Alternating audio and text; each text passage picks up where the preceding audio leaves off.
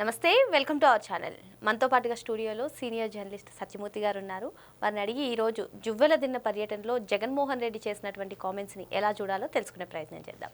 నమస్తే సార్. నమస్కారం అండి. సార్, ఈరోజు జువ్వెల దిన్న పర్యటనలో భాగంగా మత్స్యకారులను రెచ్చగొట్టే ప్రయత్నం చేశారు జగన్మోహన్ రెడ్డి అని చాలా మంది చెప్తున్నారు. అయితే మళ్ళీ కళ్ళు మూసుకొని 3 సంవత్సరాలు వచ్చేస్తాయి అంటూ మళ్ళీ చెప్తున్నారు. ఎలా చూడాలి ఈ కామెంట్స్ అన్నింటినీ? మళ్ళీ మత్స్యకారులకు ఆయన ఇచ్చినటువంటి భరోసాని ఎలా చూడాలంటారు? జగన్మోహన్ రెడ్డి ఏముంది, ఏదో ఒక పని పెట్టుకుంటాడు, ఒక టార్గెట్ పెట్టుకుంటాడు, ఆ ప్రాంతానికి వెళ్తాడు, వాళ్ళని రెచ్చగొట్టడానికి ప్రయత్నం చేస్తాడు, రిటర్న్ వెళ్ళిపోతాడు. ఇది అతను అధికారం కోల్పోయిన దగ్గర నుంచి క్రమం తప్పకుండా చేస్తున్న పని. ఇప్పుడు ఈ జువ్వెల దిన్నె ఫిషింగ్ హార్బర్ అనేది ప్రధాన సమస్యగా జగన్మోహన్ రెడ్డి చెప్తున్నాడు కదా. ఒకటి ఫిషింగ్ హార్బర్ గురించి ఒకటి చెప్తాను, జగన్మోహన్ రెడ్డి జువ్వెల దిన్నె ఎందుకు వెళ్ళాడో కూడా చెప్తాను. ముందర ఫిషింగ్ హార్బర్ గురించి చూస్తే కృష్ణపట్నం ఓడర్ రేవు, ఆ రేవు పరిసరాల్లో ఇంకా వేరే పోర్ట్లు రాకూడదు అని 2008లో జీవో ఇచ్చింది ఎవరు? ఒక జీవో కాదు, ఒక 2-3 జీవోలు ఇచ్చింది ఎవరు అంటే ఈ జగన్మోహన్ రెడ్డి వాళ్ళ నాన్న వైఎస్ రాజశేఖర్ రెడ్డి. కృష్ణపట్నం పోర్ట్ వస్తున్నది కాబట్టి చుట్టుపక్కల ఇంకా ఏవి హార్బర్లు రాకూడదు, ఫిషింగ్ హార్బర్లు కూడా రాకూడదు అని జీవోలు ఇచ్చిన వ్యక్తి వైఎస్ రాజశేఖర్ రెడ్డి. ఆ తర్వాత కాలం గడిచింది, ఆంధ్రప్రదేశ్ రాష్ట్రం విడిపోయింది.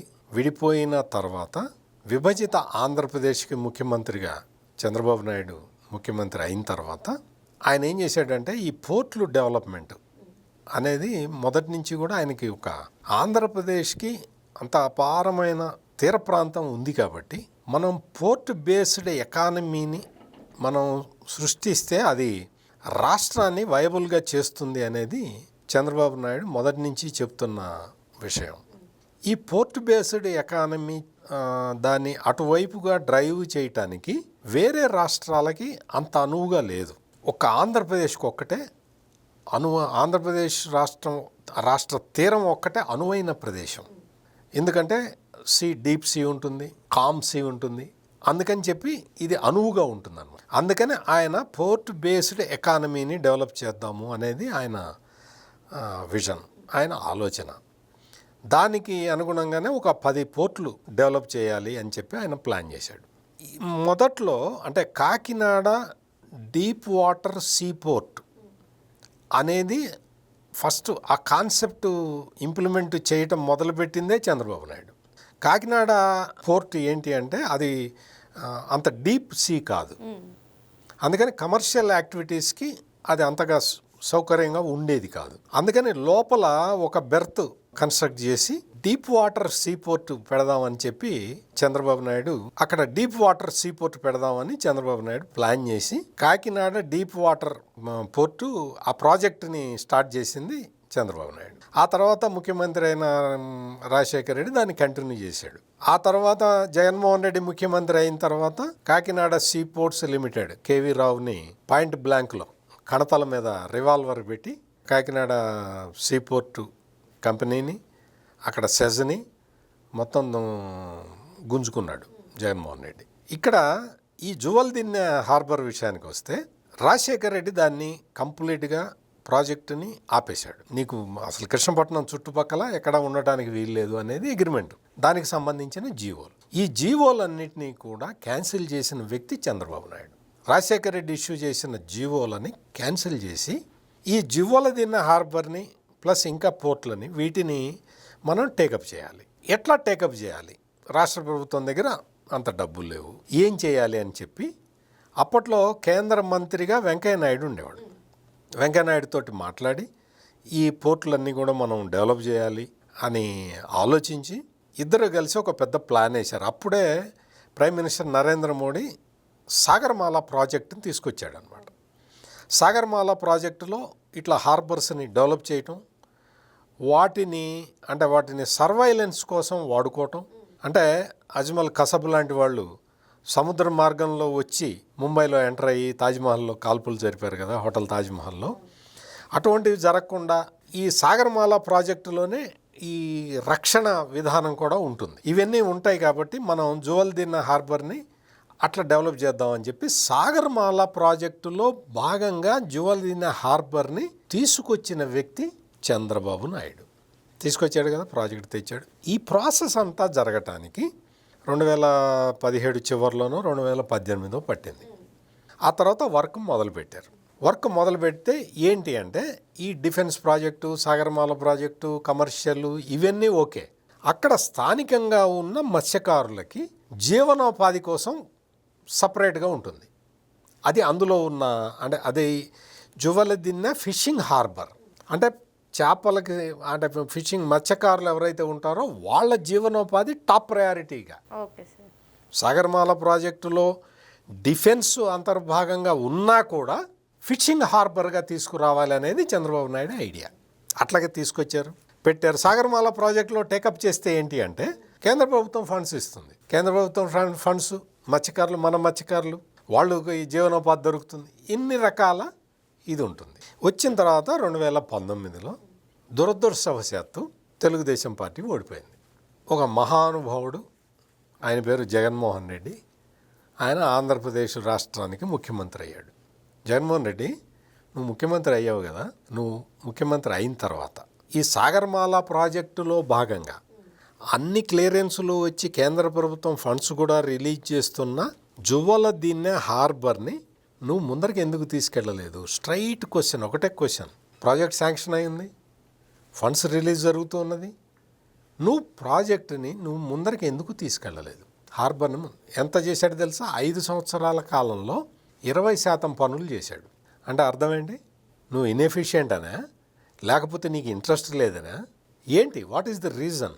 అప్పుడు కృష్ణపట్నం పోర్టుకి మోనోపలి ఉండేలాగా చేసింది వాళ్ళ నాన్న. చేసింది ఎవరి కోసం? ఇదే జగన్మోహన్ రెడ్డి కోసం. ఇదే జగన్మోహన్ రెడ్డి లబ్ధి పొందటం కోసం కృష్ణపట్నం పోర్టు మోనోపలి పోర్టు ఉండాలి, వేరే పోర్టులు ఉండకూడదు అని రాజశేఖర్ రెడ్డి జీవోలు తెచ్చిందే జగన్మోహన్ రెడ్డి కోసం.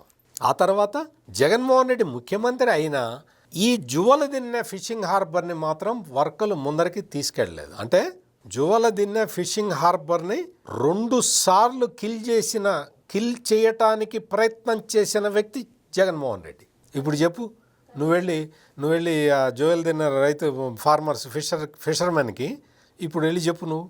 కానీ నేనే 95% పనులు చేశానని చెప్పుకుంటున్నాడు. నేను చెప్తున్నది అధికారిక లెక్కలు. 20% పనులే చేశాడు. 20% పనులు.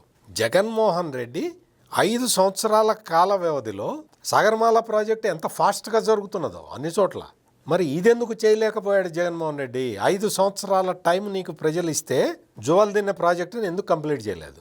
జువల్దిన్న ఫిషింగ్ హార్బర్ని కంప్లీట్ చేసి జాతికి అంకితం చేయొచ్చు కదా, ఎందుకు చేయలేదు నువ్వు?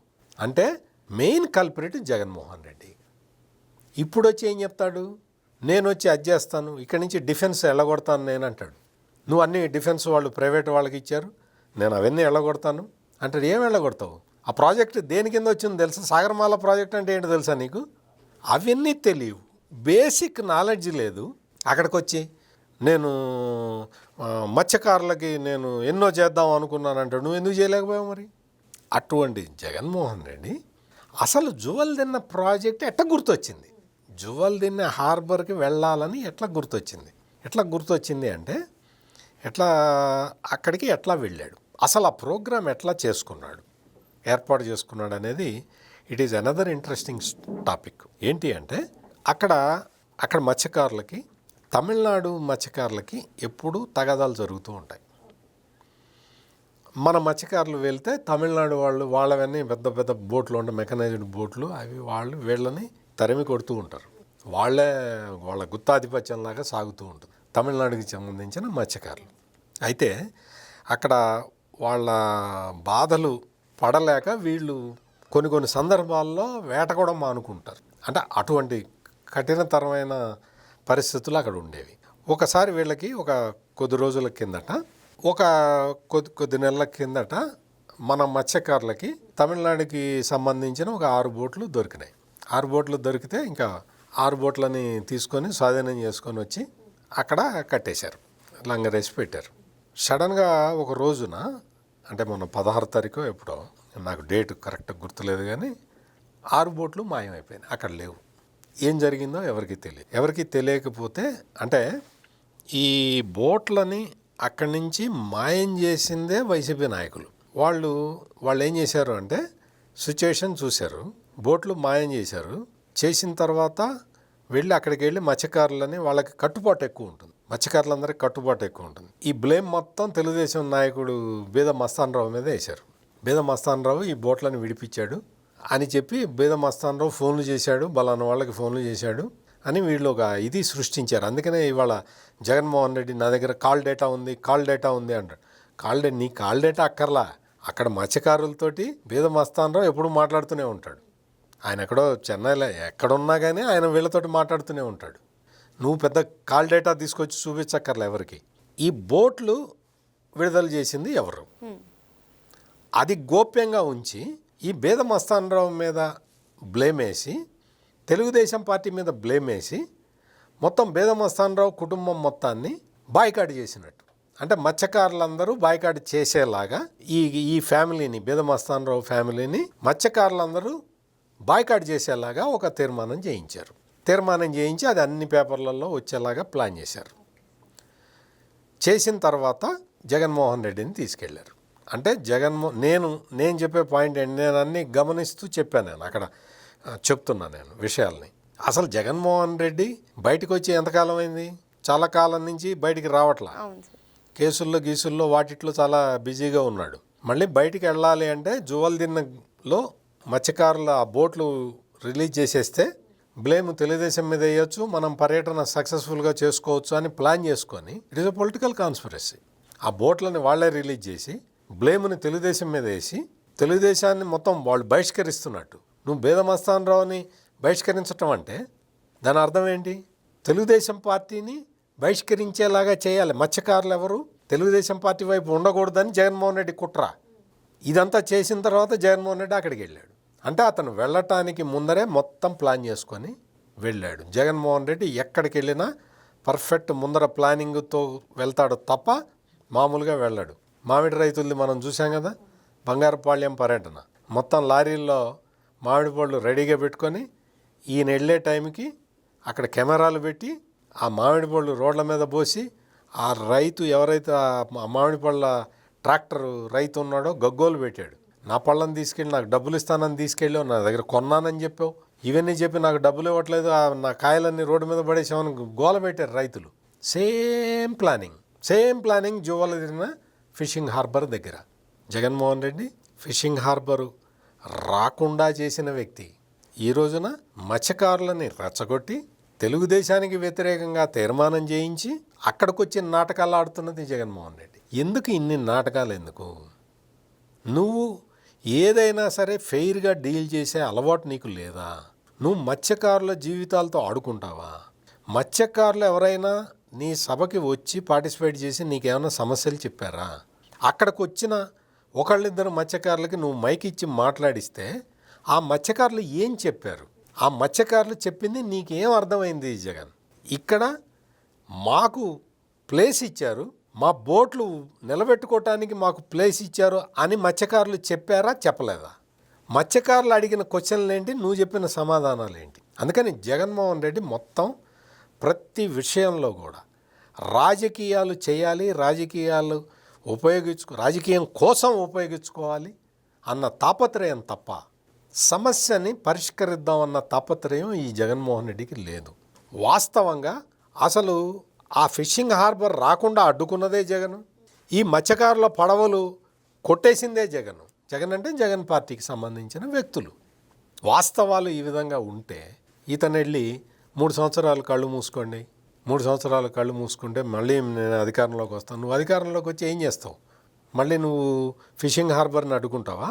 మత్స్యకారుల పడవల్ని బయటికి వెళ్లకుండా తమిళనాడు వాళ్ళు వచ్చి దాడి చేస్తూ ఉంటే చూస్తూ కూర్చుంటావా? ఇప్పుడున్న ప్రభుత్వం అయితే ఫిషింగ్ హార్బర్ని పూర్తి చేస్తున్నది, మత్స్యకారుల ఇంట్రెస్ట్ కాపాడుతున్నది, మత్స్యకారులకి మార్కెటింగ్ సౌకర్యం కల్పిస్తున్నది. ఇటువంటి పనులన్నీ చేస్తున్నది జగన్మోహన్ రెడ్డి. వీటన్నిటినీ చెడగొట్టడానికి, మత్స్యకారులని రెచ్చగొట్టడానికి రకరకాల ప్రయత్నాలు చేస్తున్నాడు. బట్ ఆయన సభకి మత్స్యకారులు ఎవరు లేరు, ఈయన ఆర్గనైజ్ చేసుకున్న మనుషులే ఉన్నారు. మరో అంశంతో మళ్ళీ కలుద్దాం. Thank you sir. నమస్కారం అండి.